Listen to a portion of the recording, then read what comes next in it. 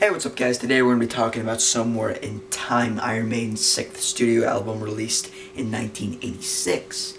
After the World Slavery Tour, which was completely just grueling for the band and they were so tired by the end of it, they decided to take months off and they didn't release Somewhere in Time until 2 years later, which was their first non-annual album.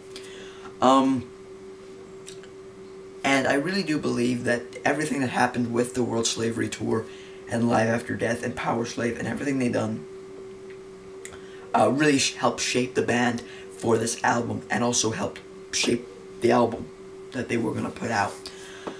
Now, if Power Slave was just them really mastering that epic sound that they had so longed for in albums like Number of the Beast and Peace of Mind, then Somewhere in Time is them just adding to that epic sound, figuring out how they can make that album, not so much make Power Slave 2.0, but how they can make something still really, just a really great album, but different, you know?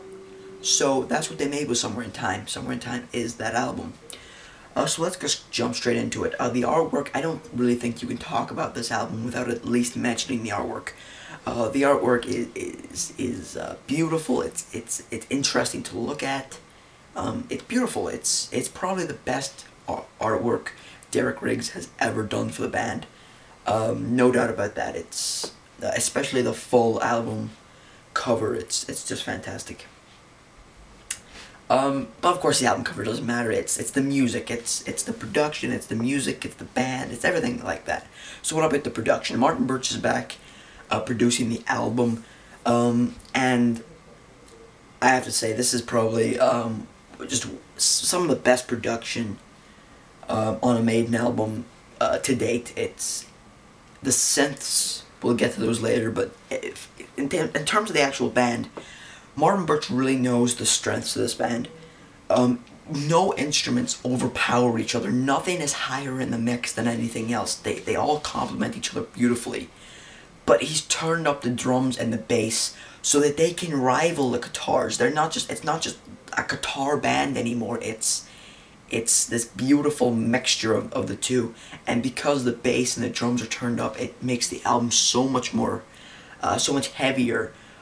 Which is surprising considering, the synth, and the synth usually doesn't make things heavier, it makes things, lighter and poppier, but not here. Maiden just have this twisted mind for these things, so this Somewhere in Time has to be one of their heaviest albums, just because the bass and the drums are so high. In terms of the guitars, because of, the synth, and we'll get to the synth later, but the guitars are just really crisp, really clear. You can just hear them perfectly. Just brilliant production. Martin Birch, really, there will be no other producer like him who can handle Maiden the way he did, no doubt. So there's the production. What about the vocals? And the vocals are one of my favorite things about a Maiden album, because of course it's Bruce Dickinson, and he is one of the best singers of all time in metal, basically. And if we're talking vocal-wise, this is Maiden's best album, in my opinion. If we're talking vocal-wise. It seems that he gained so much confidence from the World Slavery Tour, from recording Power Slave, from recording Peace of Mind. Or, not Peace of Mind. Well, yeah, Peace of Mind, but also Live After Death.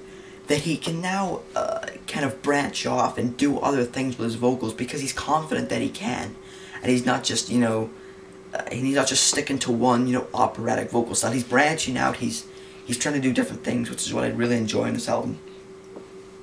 Particularly on a song like Alexander the Great, where his vocals just shine tremendously. So just big ups to Bruce for doing that. The vocals really rule throughout the album. What about the rest of the band? The rest of the band perform expertly. The synth just works. I mean, if you thought that Adrian and Dave could not get any better, here they are with the synth, and it works, and it's fantastic. It sounds brilliant. It's just this added dimension. If the guitar playing is still the same, but the synth just add this other dimension, this other layer that just makes it pop out and work even more. And the addition of a bass synth, which I didn't know about really. A bass synth just makes the bass so much thicker and clearer, and it's so great. It's so great just to hear the bass really rivaling the guitars for once. Never mind the drums. The drums have always been a great thing about Maiden, because Nico is an octopus. He's a great drummer. But it's so nice to hear the bass really up there for once. Really just, you know, it's there. It's finally just, nah, you know what I mean. It's just there, and it's awesome, and it rules. Yeah. So that was the instruments. What about, you know, what about the writing? Is the writing any good? Yes, it is. It rivals Powerslave. It rivals every other album they've done. It's fantastic writing. Adrian finally got songs on the album. Caught Somewhere in Time, Wasted Years, Stranger in a Strange Land. All fantastic songs. Really, really great. It is a shame though, since Bruce didn't get any writing credits. But the way he was going for more acoustic pieces, like a Led Zeppelin 4 or something, it really wouldn't have fit the album, so it's not that much of a loss.